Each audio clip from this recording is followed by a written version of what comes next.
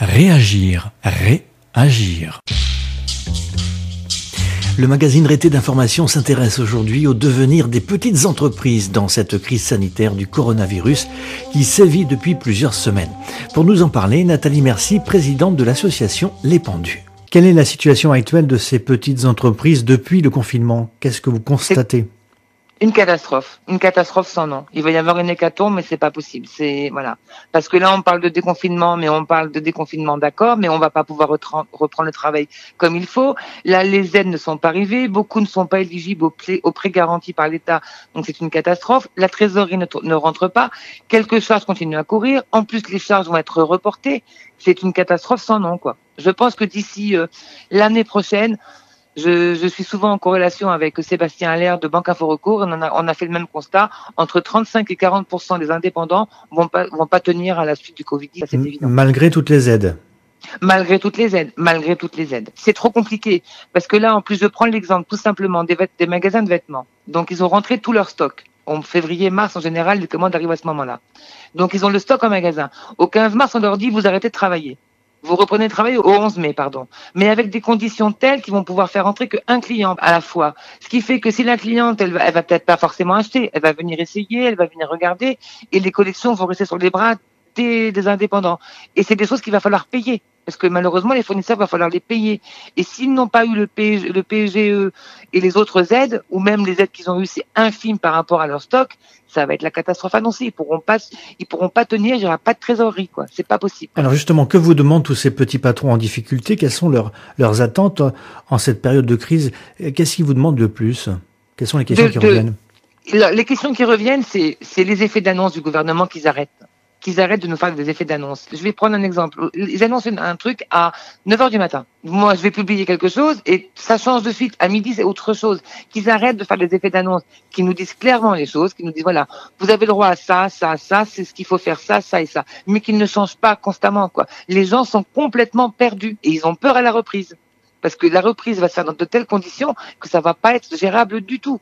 Donc il faut attendre le 11 mai pour voir éventuellement de nouvelles propositions ou peut-être des aides supplémentaires, je ne sais pas, de la part du gouvernement. Alors des aides supplémentaires, les aides elles sont là. Bon, même si elles sont pas accessibles à tous, elles sont là. Mais qu'on arrête de dire que justement elles sont accessibles à tous le 14 mars et que 15 jours après on nous dit non, il faut telle condition. Pourquoi on ouvre les grandes surfaces? Pourquoi on ouvre des magasins de bricolage et qu'on va pas ouvrir la boutique de vêtements à côté? Mais on les laisse volontairement, à votre avis, de côté ou pas? Ah oui, je pense que c'est une volonté, oui, je pense que c'est volontaire, oui, c'est volontaire. Pourquoi on laisse les grandes enseignes encore faire du profit, s'enrichir, et que nous, les petits, on est en train de crever, parce qu'il n'y a pas d'autre monde, on est en train de crever. Vous m'expliquez la différence entre aller faire ses courses chez Auchan, ou Carrefour, ou Géant, à 25 ou 100 ou 200 personnes en même temps dans le même magasin, et ne pas aller chez la petite boutique du coin pour aller acheter sa jupe, son pantalon ou son chemisier. Vous m'expliquez la différence? Est-ce que vous pensez que le gouvernement puisse gommer toutes les dettes pour éviter de voir disparaître peut-être 30 à 40% d'entre elles? Ce qu'il faudrait vraiment, c'est qu'ils annulent les charges, quoi. Qu'il n'y ait pas de report. Parce que quand on va rouvrir le 11 mai, ou le 15 pour certains, ou peu importe, quand on va rouvrir, on va déjà avoir la moitié, presque un quart de notre trésorerie qui va être prise pour rembourser les charges qui ont été décalé, c'est pas possible. On pourra pas, parce que ça va s'accumuler. Même les PGE vont pas souvent suffire pour renflouer la trésorerie, et puis il faut pas se leurrer. Quand on va ouvrir, on va pas faire 5 000 € par jour, hein. Le chiffre d'affaires va être en berne. C'est évident. Je mets au défi de me dire que le 12 mai, les magasins vont être pleins à craquer et que les gens vont consommer. Ce n'est pas vrai. Ce n'est pas vrai. Et si en plus là-dessus, on a un effet rebond du Covid-19 et qu'ils nous disent 15 jours ou 3 semaines après, on est obligé de reconfiner parce qu'on n'a pas su prévoir à l'avance, c'est pas 40%, c'est 80% des indépendants qui vont mourir. Donc là, ça sera la mort des petites entreprises. Ah, mais c'est la mort des petites entreprises. Déjà là, je peux vous dire que c'est la mort pour certains. Ils vont pas s'en relever. Ceux qui étaient juste à l'équilibre et qui s'en sortaient à peine, mais qui vivaient. Je dis pas que c'était mirobolant, je dis pas qu'ils gagnaient 15 000 € par mois, mais qui s'en sortaient, ils vivaient.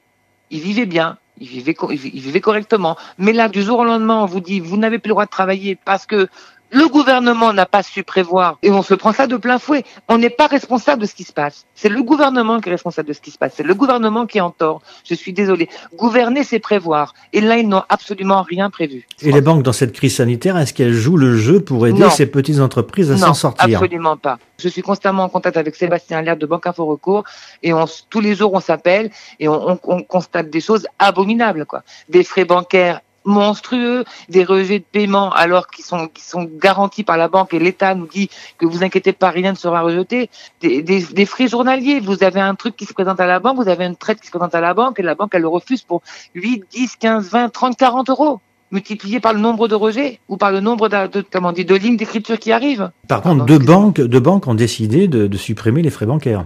Oui, alors deux banques ont décidé de supprimer les frais bancaires. Effectivement, j'en ai parlé avec Sébastien, on en a parlé hier soir. Je trouve que c'est très bien. Et il y a deux autres banques ce matin, le CIC et le Crédit Mutuel, ont décidé de leur donner quelque chose en titre de la part d'exploitation. Ça commence à bouger, mais c'est pas suffisant. D'accord. Et les assureurs non plus? Non, les assureurs ne jouent pas le jeu parce que les assureurs, quand l'État a créé le fonds de solidarité de 1 500 €, c'est les assurances apparemment qui ont payé ces 1 500 € pour tous les indépendants.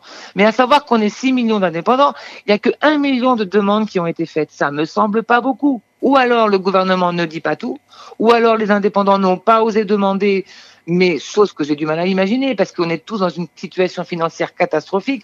Je veux dire que même si on a du mal à avoir ces 1 500 €, c'est quand même les bienvenus dans l'état actuel des choses. Alors on nous fait des discours nous disant si tout le monde paye les assurances, que toutes les assurances remboursent quelque chose et tout, ça va être terrible et elles vont déposer le bilan. Une assurance déposer le bilan, j'ai du mal à y croire quand même. J'ai du mal à y croire. Et vous avez envoyé au président Macron une lettre qui explique la situation catastrophique de ces entrepreneurs.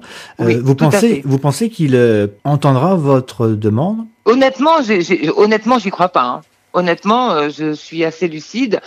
J'ai voulu faire cette lettre et relayée par les pendus et relayée aussi par beaucoup de personnes en France. Elle a été vue à presque 50 000 fois. Bon, après, voilà, c'est pas compliqué, c'est pas beaucoup, mais quand même, les gens ont quand même partagé le courrier.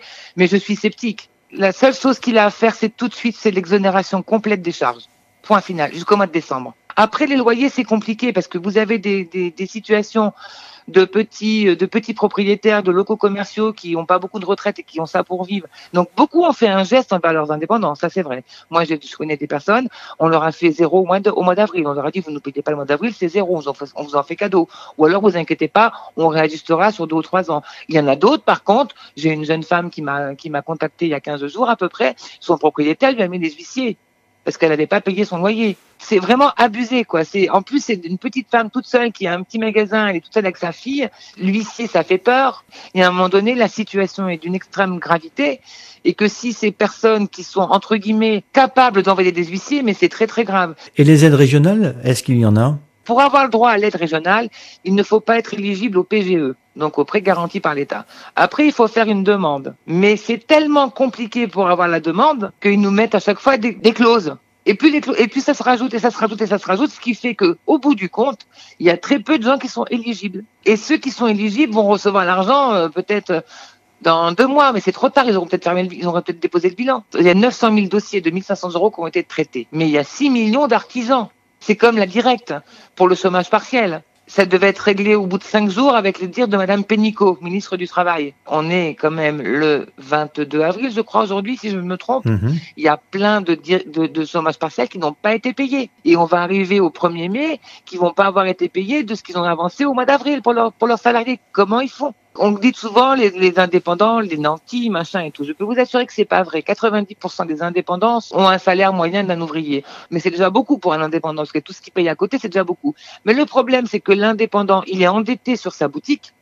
Et comme il est caution personnelle souvent des prêts qu'il a fait, demain, s'il perd sa boutique, il perd sa maison. Mais ça, on oublie, quoi. Et suivant les dettes qu'il a, elles sont transmissibles. Ça veut dire que si par malheur, il a des dettes de l'URSSAF, ces dettes de l'URSSAF, s'il lui arrive quelque chose à cet indépendant, c'est sa femme ou ses ayants droit qui vont devoir payer la dette. Donc il va falloir qu'il refuse l'héritage de ce malheureux indépendant qui est parti un peu trop tôt à cause d'un système qui n'a pas su faire ce qu'il fallait. Et ses enfants ou sa femme vont être obligés de payer les dettes. Selon une enquête réalisée par la Confédération des petites et moyennes entreprises, la CGPME, publiée le 17 avril 2020, 55% de PME craignent la faillite à cause de la crise du coronavirus. Une situation plus qu'alarmante qui met en péril toutes ces petites entreprises qui sont, je vous le rappelle, le cœur de l'activité française. Merci à Nathalie, présidente de l'association Les Pendus, que vous pouvez retrouver sur les réseaux sociaux Les Pendus, bien sûr, tout comme ce reportage façonné par Stéphane Nadous pour Radio Île de Ré. Réagir, réagir.